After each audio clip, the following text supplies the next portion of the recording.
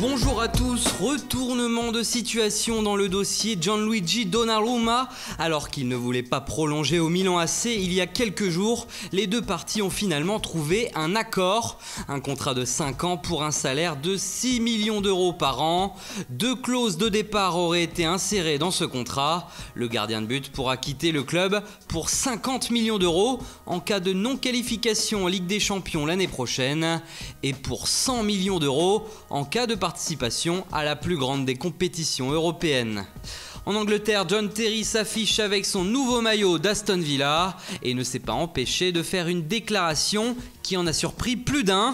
Il quitte Chelsea mais affirme qu'il reviendra un jour et ce sera en tant qu'entraîneur. Les supporters des Blues sont désormais prévenus. En Espagne, le journal Marca assure que Théo Hernandez sera la première recrue de l'été pour le Real Madrid. Il doit être présenté officiellement en fin de semaine.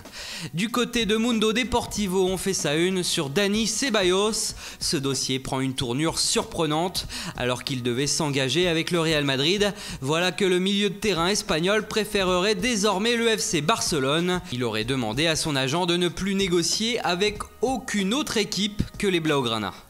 Sur l'édition basque du quotidien ibérique, c'est une information qui concerne le Paris Saint-Germain. Youri Berchiche, le latéral gauche de la Real Sociedad, pourrait rapidement prendre la direction de la capitale française, où il devrait accepter un contrat de 4 ans dès aujourd'hui. Mundo Deportivo annonce même que le prix du potentiel futur successeur de Maxwell serait estimé entre 10 et 15 millions d'euros. Et on termine par la une de l'équipe, le PSG et Kylian Mbappé se seraient rencontrés. La direction parisienne a expliqué le projet au joueur et à son père. Le recrutement de Fabinho serait un argument positif pour convaincre Mbappé de rejoindre Paris. Malgré tout, du côté de Monaco, on ne veut pas entendre parler d'une quelconque vente au PSG.